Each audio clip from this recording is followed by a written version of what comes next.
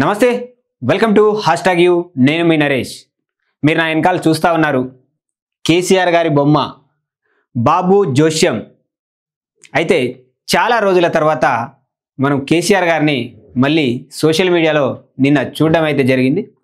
ఎందుకంటే ఆయన నియోజకవర్గం ఏదైతే ఉందో గజ్వేల్ నియోజకవర్గంలోని ఆయన దత్తత తీసుకున్న గ్రామం ఎర్రవెల్లి ఏదైతే ఉందో అందులో నర్సన్నపేట ఆ గ్రామానికి సంబంధించి బీఆర్ఎస్కు సంబంధించి ఏదైతే స్థానిక ఎలక్షన్లలో బీఆర్ఎస్ అక్కడ ఏకగ్రీవం అవ్వడం అయితే జరిగింది.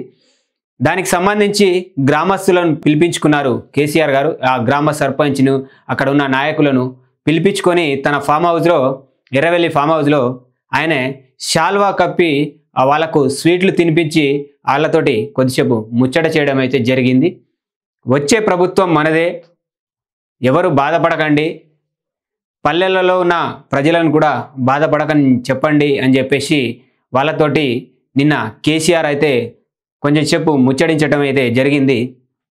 కానీ ఎప్పుడైతే బీఆర్ఎస్ ప్రభుత్వం పడిపోయింది 2023లో, అప్పటి నుంచి కేసీఆర్ ఫామ్ హౌస్కే పరిమితమయ్యారే తప్ప ప్రజల్లోకి వచ్చి ఎప్పుడు కూడా ఆయన కనబడడం లేదు. అంటే ఇప్పటివరకు ఆయన కనబడలేదు. ఎందుకు కనబడలేదు ఏంటిదని ఆలోచిస్తే చాలా వరకు ఆయన ఆరోగ్యం బాగాలేదు, ఆయన బయటకు వచ్చే పరిస్థితి లేదు అని చాలామంది చెప్పుకొచ్చారు. కానీ ఆయన కూడా నిన్న ఏదైతే సర్పంచ్లను కలిసి ఆయన ఏదైతే శాల్వా గప్పి మాట్లాడిన విషయంలో మాత్రం ఆయన ఇండైరెక్ట్గా ప్రజలకైతే ఒక సందేశం ఇచ్చినట్టుగా మనకు కనబడతా ఉంది. ఇది ఏంటంటే ఏదైతే ఈ స్థానిక ఎలక్షన్లకు సంబంధించి ప్రజల్లో ఇప్పటివరకు వ్యతిరేకత ఉంది, చాలా వరకు కాంగ్రెస్ ప్రభుత్వం మీద వ్యతిరేకత ఉంది. కానీ బాధపడకండి ప్రజలు, పల్లెలలో ఉన్న ప్రజలు బాధపడకండి, వచ్చే ఎన్నికలు ఏవైతే ఉన్నాయో ఆ ఎన్నికల్లో ఖచ్చితంగా బీఆర్ఎస్ పార్టీ వస్తుంది అని చెప్పేసి కేసీఆర్ ధీమాగా చెప్పినట్టుగా మనకు తెలుస్తూ ఉంది.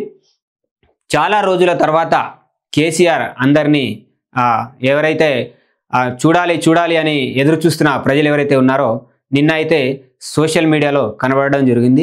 అక్కడ వరకు ఎందుకు, చాలా వరకు ప్రజలు కేసీఆర్ గారు మిమ్మల్ని ఎవరైతే తెలంగాణ ప్రజలు ఉన్నారో చాలా వరకు ప్రజలతో పాటు రాజకీయ నాయకులు మాలాంటి జర్నలిస్టులు కూడా మీ బయట రాక కోసం ఎదురు చూస్తూ ఉన్నాం, మీ మాటలను చాలా మిస్ అవుతూ ఉన్నాం సార్ మేము. సో కాబట్టి ఒక్కసారి మీరు బయటికి వచ్చి ప్రజలలో తిరగవలసిందిగా అందరి తరఫున విజ్ఞప్తి చేస్తూ ఉన్నాం. మీరు ఫామ్ హౌస్ వదిలి బయటకు వచ్చి ప్రజల్లో ఉంటే బాగుంటుంది. మీ ఆరోగ్యం కూడా ప్రజల్లో తిరిగినప్పుడల్లా మీ ఆరోగ్యం బాగుంటుంది. చాలామంది మీ గురించి రకరకాలుగా మాట్లాడుకుంటూ ఉన్నారు. కానీ మీరు ఇండైరెక్ట్గా ప్రజలకు ధైర్యాన్ని ఇస్తున్నారే కానీ బయటికి వచ్చి నేను ఉన్నాను అని మాత్రం చెప్పడం లేదు.